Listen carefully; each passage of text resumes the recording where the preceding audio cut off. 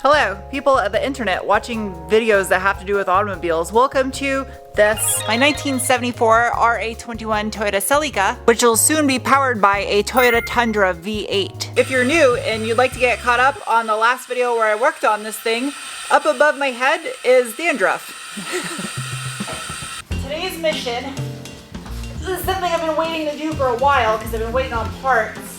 And, oh geez, I forgot I had this spaghetti mess in here. Thankfully, because this car is a 1974, there really is no wiring that needs to be done on the interior. With the exception of running some new speaker wire, there isn't really much that even goes up under the dash because all the gauges are analog, which means I can begin installing the interior. But first, I need to do some fabrication. It's close, but not perfect. Nothing ever is aftermarket. There's always something you gotta fiddle and fuck with. Whenever you paint anything, you always require two things to happen: mechanical as well as chemical adhesion, or else the paint is just gonna flake, chip, or wipe off. So I have to put some tooth into that metal for it to bond to, and then the chemical part is when it dries. I'm not a chemist. By utilizing a bit of wax and grease remover as well as some robot toilet paper, I can ensure that these subframe connectors, which are still bare steel, are prepped and ready for the red oxide primer to adhere to. And also, I'm going to put some plastic down to make sure I don't get any overspray on something that no one will ever see because it's going to be buried underneath. Peel, you Carpet. Don't act like that has never happened to you before. You know how much of a pain it is to peel masking tape, let alone throwing orange nitrile gloves into the mix. It just spells for an irritating situation. Whilst I'm at it, I also have the inner plates for the upper links on the forelink that I fabricated that are also bare steel. The ones under the car are stainless, and those are likely going to get done black to match the underside of the car. But these things need to be coated as well. Somebody's gonna ask the question why I chose the red oxide primer, and there's a reason for it. If you look over here on the transmission tunnel, and back here where I removed the sound deadening for the plates I made for the forelink, Toyota used that red oxide primer on this car when it was manufactured brand new. So I want this to look like Toyota built this still.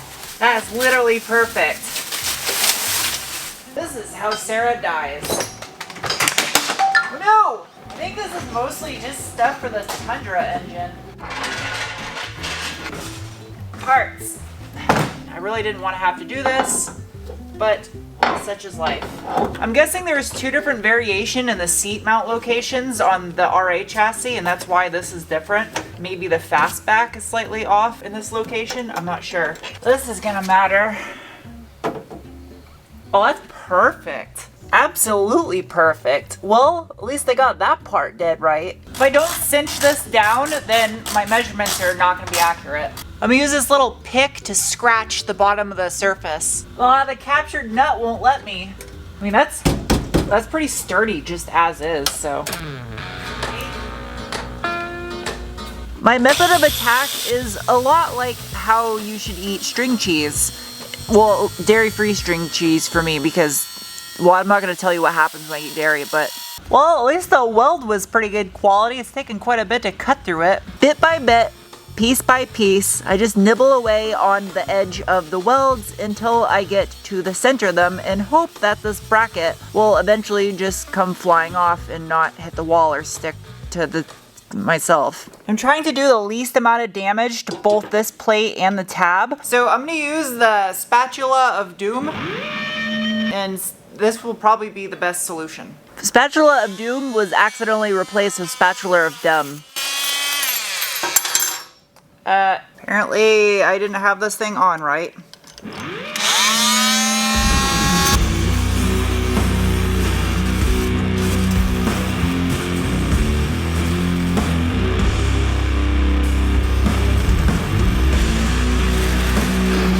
This is persistent. There. Can't spell success without suck. I don't know if that had to do with anything. You re-bolt this in place. So there's two ways I can do this. So I can either put it this way, which doesn't make sense, or this way. This way makes more sense. There's a lot of pressure on this thing. It forces it down when you tighten it in. So I need to bend this tab. In case you were wondering what mathematical equation I use to calculate the correct angle in which this bracket should be bent to ensure that the seat bracket sits perfectly level, the answer is, I f***ing winged it, math teacher. Deal with that. If there's any math teachers watching right now, I'm just joking, you guys are loved. But also, I've had a calculator in my pocket my entire adult life, so there's that. Because the seat rail has to go through these holes, there really is no great place to put this mount. So I have to make it flush up against this hole. It's not ideal, but what I can do is drill a hole in the center and weld that.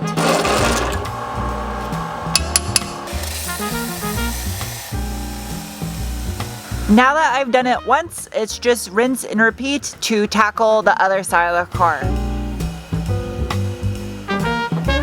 Welcome to the second day. Behind me are some goodies that I've been waiting to put in this car for a while. However, before those can go in, this is the thing also that has to go with it. Like a giant bean burrito. I don't think I would want to eat this though. Perfect! Oh, this is like OE. There we go. Now that's the color this was supposed to be. This right here is a brand new reproduction carpet in the correct color this would have been when it was brand new. The exact same classic loop material that it was made out of with the vinyl heel pad. It's all pre-formed, matching trunk carpet, and extra so I can do the bottom of the door cards. Now as far as these guys go, yesterday, Brandon welded these up for me because he's a way better welder than I am. Obviously, I'm gonna have to get them re-powder coated, but for now, well, that's pretty neat. I found a quarter from 1969 stuck to the floor. This shouldn't come as a surprise to you. Obviously, I want to make sure it's clean before I put the new carpet down. And also, I have a bunch of old adhesive and jute that needs to come off the sound deadening. So I'm using this robot toothbrush and the vacuum to help extract it. This stuff has a funny odor to it, and I'm hoping that I don't ingest any of it. Now that I got all the croquettes and bibits scrubbed off of the sound insulation, I can clean it with some degreaser and made in China paintbrush. I can't afford the high dollar detailing brushes, alright? I'm on a budget. I'm using a citrus based degreaser because oranges don't taste like mold. Oranges do not taste like mold. Unless it's a moldy orange, and then my point is null and void. Damn it. It is time for jute. That looks like, I don't know, a shape? Alright, how the fuck did this go in here? I think this went up here. Using a little bit of trim adhesive. Caution, do not get this in your hair. It sucks. Don't ask me how I know. I still have PTSD from it. Not the entire thing gets glue, only little areas. In case I ever need to lift this up for whatever reason for maintenance. So this is the middle section. From the factory, this is not one big piece, it's multiple pieces. Oh, I love this color combo. This color combo is everything. Oh, this is so good. I feel like the word jute should be spelt with a D. Jute. Old carpet. This is the original carpet. You can see Toyota did it in 5 different pieces, which I hated because they were all scrunched up when I bought the car. You can see how badly this thing faded over the years. It's supposed to be dark brown. The color of the vinyl that's in here as well as the original seats. But what's good about having this moldy, nasty thing is that I have a template for a robot bird that's super happy to see me. This is actually sewn onto the old carpet. That's crazy. That straight up just smells like mold. Man, does that stink like mold. Oh, gotta get that away from me.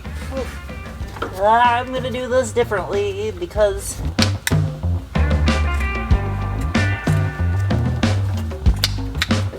the whole purpose of the jute, other than it does help with sound insulation, is to make the actual carpet pad soft to stand on so it's comfortable. If you were to sit in the rear seat of the car, you want it right here where your feet will be. But up underneath the 2 front seats, there's no point in having that up there. And it already has sound insulation that's fairly thick, so it's redundant to put it up in this area. Additionally, you don't want too much near the edges because then the carpet will be all bunched up and look like crap. You look like a stinky template. Oh, that's for the gas pedal. That's for the steering column. That goes way up there. Man, this is like double Dutch rudder. Woo, that's a lot. Stinky template number 2. Oh, I don't think I got lucky on this one. It won't go that way, but I think I can do it this way. Stinky. Now this shape goes in here. A little bit of modification to my shape. There you go. That's gonna be a comfy floor. What you haven't seen in this video is the 973 1/4 times that I've test fit those pieces to ensure that they're gonna test fit. And this is also a test fit. Test fit, and then I gotta test fit, and then I gotta test fit, and then I gotta test fit. I gotta take the old sheety batch out. Anyone that's ever done new carpet before, even if it's genuine OEM new carpet, it still won't fit perfect. You're gonna have to use some steam and some weight and stretching, and it's gonna take a little bit of effort to get it where it needs to go. What would be logical is if I start in the middle and go out, like when you spread a screen protector on a smartphone. I made that analogy. I'll put the Hadway idea. That gives me a starting point for my holes. That's dead center right there. Question is, how big of a hole do I cut? Oh, I got a template. A stinky one. Oh, I don't like bringing this in the car. Perfect. Okay, get out of there. Before I go and do something stupid like cut some holes where I shouldn't, I'm gonna use the center console as a test. Put this guy right here. And then I got a nice little flap that I can fold down over it. I'm gonna have to burn the edges so they don't fray, but now over on this side, under here is the parking brake sensor. There's a little bulge. I want to cut a little relief for that.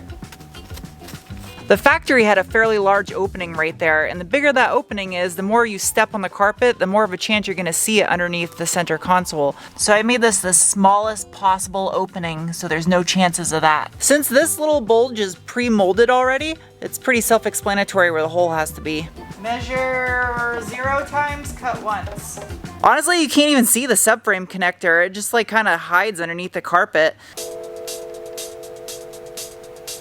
Welcome to the next day. I know you want to see what's in those boxes, so I'll get to the point. Before I permanently install this carpet, I want to let it sit in here for at least a couple weeks and just kind of unwrinkle itself and form to the car, and then it'll make all my final glue-in points.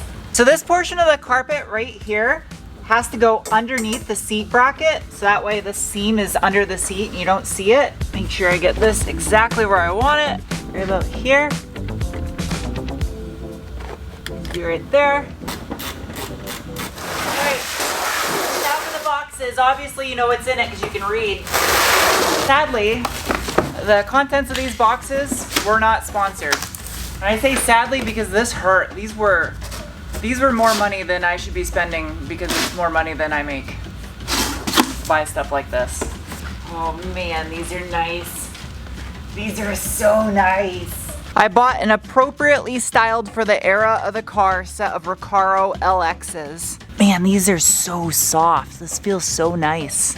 Much better bolstering than what the factory seats had, yet they still look appropriate in this old of a car. This guy down here, it's adjustable, I believe.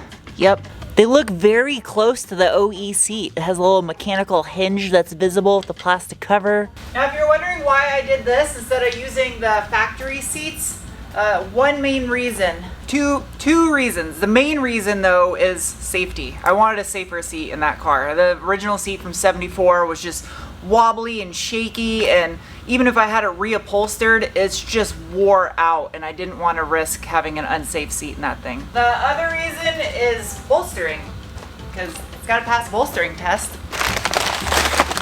This is the left side. Left side of the seat. Left side of the seat. Guessing that goes like that.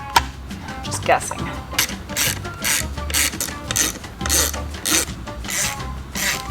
Time for a test fit. I only have one bolt in just because I wanted to, oh, this is so comfy. The seating position's kind of high. If I'm sitting with my back against the seat, I have About that much room between my head and the top of the car. I mean, this car is about the size of a first generation Miata anyway, so plenty of leg room. The only way to gain more clearance would be to modify that bracket and drop it down, and then the seat rail would be at an angle, which would be less than ideal, but that would be a way to gain a little bit more. I don't know why I'm even talking about the headroom clearance. There'll never be anyone taller than 6 foot tall driving this car, so it doesn't even matter. Ooh, that took the whole seat. Oh, hello, camera. As I expected. Bolts up, no problem right here. Up top, though, yeah, there's no holes on the slider that line up with it. If I had to rate this bracket, I'd give it a 3 out of 10. Since this thing has to be powder coated, I'd much rather do this now. Right there. This is gonna suck.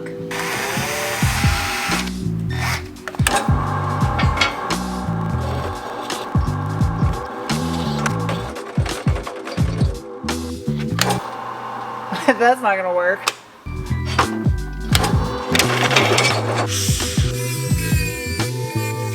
The Dremel wasn't cutting the mustard, but this, best tool ever. New holes are drilled, smoothed out, looks like a sly face. So these guys are both ready for powder coating now. For obvious reasons, this is more work than can be done in 3 days. So the hard part is over, and once these seat brackets come back from powder coating, I just gotta trim the stuff for the shifter hole, tuck everything in around the edges, and then glue the jute to the back of the carpet.